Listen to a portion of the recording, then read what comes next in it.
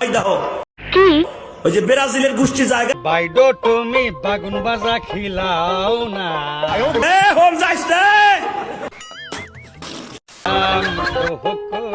এই দুষ্টু পোলাপান, তোমরা এই নিরীহ ব্রাজিলের সাপোর্টারকে ধরে এনেছো কেন?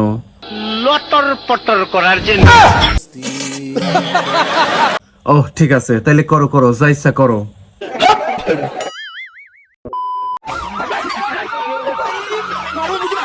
এই সরেন সরেন সরেন, সাইড দেন সাইড দেন।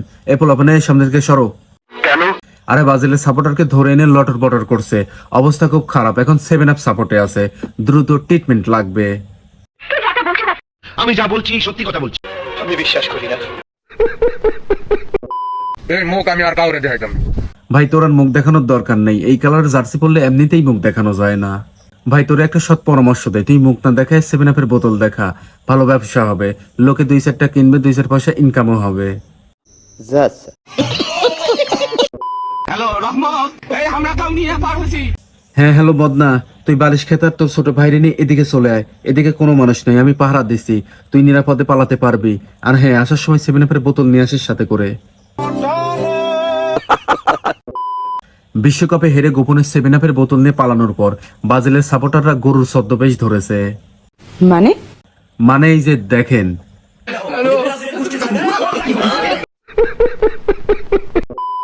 আচ্ছা আপা, আপনি কি মনে করেন ব্রাজিলের হারার পিছনে কে দায়ী, কোচ নাকি ফিফা? কোচ কিছু করে নাই, ফিফা এটা পুরোই প্ল্যান। ঠিক আফা, একদম ঠিক। আর্জেন্টিনা গোপনে ফিফার সাথে কিছু একটা করেছে। আর্জেন্টিনা কার সাথে খেলা করে আর ব্রাজিলের কার সাথে খেলা করে কেন? বারবার কেন ব্রাজিলের সাথে এমনটা হয়? এই দুঃখে একটা স্যাড মিউজিক বাজাও।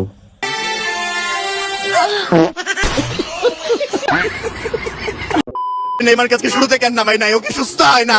ওকে সুস্থ হয় না, যদি সুস্থ না হইতে 7 আপ খাওয়াও, তাহলে তাড়াতাড়ি সুস্থ হয়ে যাবে।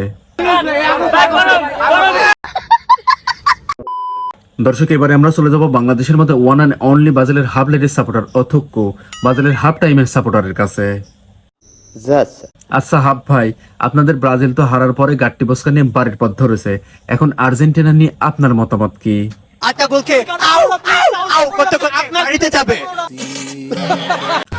এই মদনা এমন করে কে রে? এর মুখের মধ্যে আসলে কি? এই ধর ধর, এর ধর, এর একটু 7 আপ খাইয়ে দে।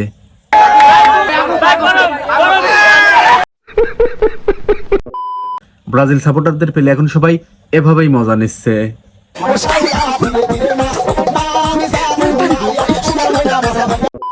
যাই হোক দর্শক, ব্রাজিলের হারে মজা নিলেও আমার খারাপ লাগছে নেইমারের কথা ভেবে।